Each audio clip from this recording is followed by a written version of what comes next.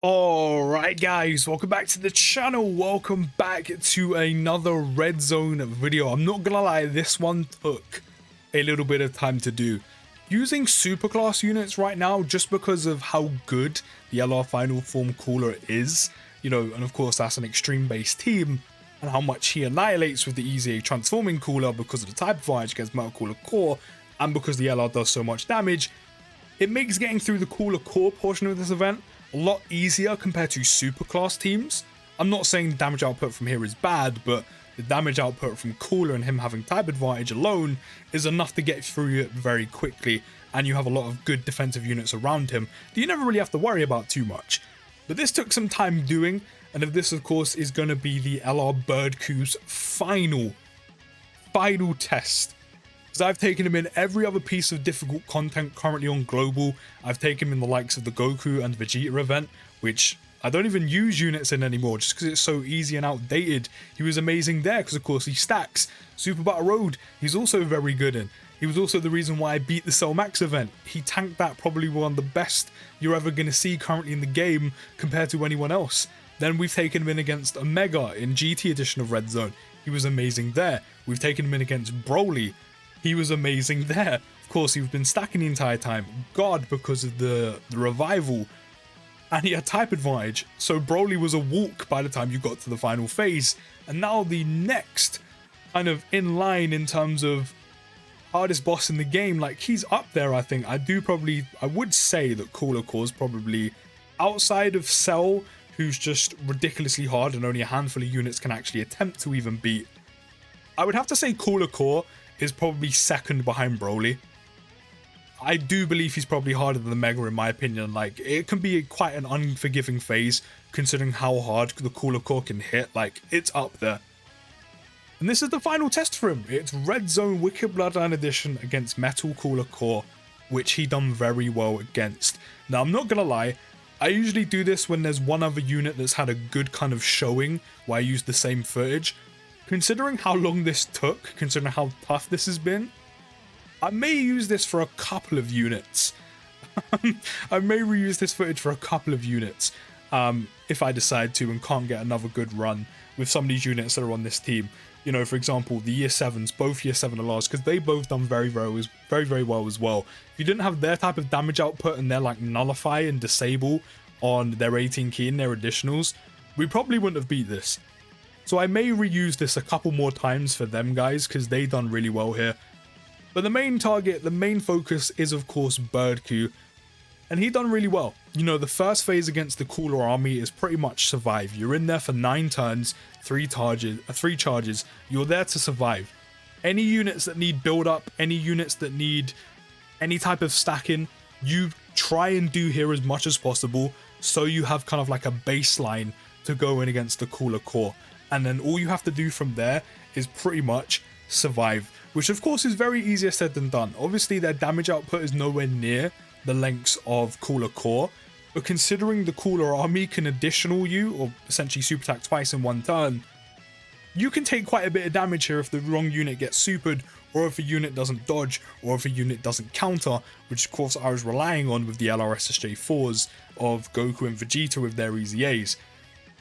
But for the most part, he can do quite well here, even though I had to rotate him off, because you get the additional defense from taking the initial hit, and then you're going to start with the majority of your health with 60% HP or above, so he has the guard, and then you stack. Even with type disadvantage, he's going to tank relatively well. He might take a little chunk on a super attack, but nothing where you have to really worry about it too much. And then here, I was going for the revive. I wanted the guaranteed guard. Of course, if you can get off against the Cooler Army, even better because you already have it ready going into the Cooler Core. But more importantly, you'll have the guaranteed guard on the Cooler Army, which means Goku is taking no damage. So that's one less unit you don't really have to worry about. You don't have to really worry about in the first phase really at all. He actually defends relatively well compared to a lot of other units in the game. But, if he does have the guaranteed guard, you don't really have to worry about any damage or taking a little chunk to get the initial or the extra 59% defense that he takes on the initial hit before he takes any following attacks after that. But still, we managed to get the revival on the first turn of Cooler Army, which was great, because then not only did he get the extra defense, he got to stack as well. And considering this red zone stage is only 2 phases, and you want to beat the cooler core as quickly as possible, Goku's not really going to have that much time to stack unless you prolong it. And using the teams that he goes on, you're never really going to have that much time to prolong it, especially because of how much damage the cooler core can actually do. So we've got the revive off, we got the heal, which is the majority of our health, but more importantly, he's had literally only 1, maybe 2 stacks at this point, 3 at a push, which is not a lot at all. I think it was only 2. But now, more importantly, he has the guaranteed guard, and our rotations are good to go. We have God Goku here, of course. We're facing a movie boss enemy, so he's going to be tanking really well. Even then, on a super attack, he will still tank. In terms of his standards, he will still take a chunk, but nothing where you have to really worry. Like, you don't have to worry whatsoever. Like, it's not a lot. But compared to what we've seen him take, you know, which is pretty much nothing against the likes of Broly, seeing him actually take some level of damage, even though it's not a lot in the grand scheme of things whatsoever, is really weird to see. But he's good, he's chilling doing his thing. This is where the year 7 LRs pop off, especially the friend blues, when it comes to their additionals, massively raising attack and defense, the crits as well, getting the rainbow keys for his to dodge, the disable enemies actions, which could be a super attack, you never know. Like 39k on a basic, even though they super attack, what, 2-3 times? You know, they don't have guard or anything. But taking 39k on a basic against cooler core is actually relatively impressive considering how much damage this guy can do. So that's actually pretty good. But now we're good to go. We only have, I think, yeah, we have 1 Whis left at this point. We've got all the active skills ready to go. Birdku, as I said, he's added revive, he's got the guaranteed guard. He's literally only had 2-3 stacks at this point. We disable one of cooler core's actions, which, again, if you're lucky enough, which would be very handy in this phase, considering how much damage he can do, that could be his super attack. A lot of the time, the super attacks in red zone end up being in slot 1. You know, that's not always going to happen, it's not always going to be true. It just seems to most likely be that the majority of the time the super attack will come in slot 1. So at one point, you're bound to get lucky where that disable on his active will cancel out a super attack, which is, of course, is very lucky, but it means you're going to be avoiding a whole lot of damage.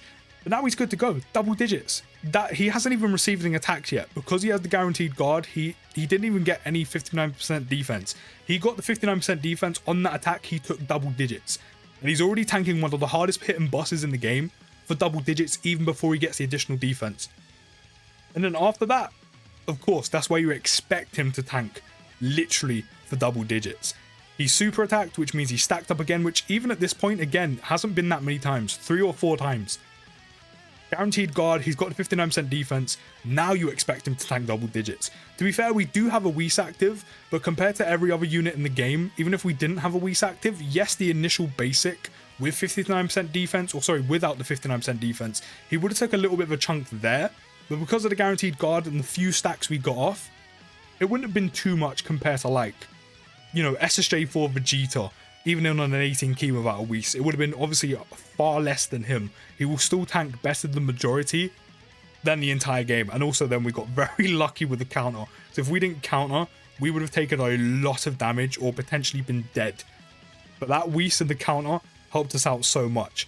But as I said, even with the Whis, he may have took the initial damage, like the initial damage to get the 59% on the initial attack, would have done a bit of a chunk. But then after that, because he then supered and raised his defense some more, the rest of those basic attacks, even without the Whis, he still would have tanked really well for, and more than likely double digits. But the most important thing is Birdku is one of the best defensive units on this team right now. Him and Goku are the reason why we don't take that much damage. They are the units where we're sitting there going, please super attack them. Because they will tank Cooler Core, who does like 1.6 million damage on a super, for hardly any of that compared to the majority of the units on this team, unless, you know, SSJ4 LR Gogeta counters, or the blues end up dodging, or the Easy 8 LR SSJ4s end up countering. You want Birdku and Godku to end up taking those supers. That's how viable and crucial they are. If I didn't have Birdku or Godku here, I probably wouldn't have ended up beating this because I would have taken too much damage. Not to mention we wouldn't have had the revive off. But here's the main reason why we beat this. And then the blues and the SSJ4s, as you would have seen, are the reason we end up doing enough damage to end up killing the Cooler Core and not being in there too long. Which is why I'm probably going to use this footage for the year 7 LRs to show them off here as well. But yeah, Birdku, man, It's not difficult to see why he's one of the top 3 units in the game, but let me know what you think down in the comments. I'll see you in the next video, guys, and peace.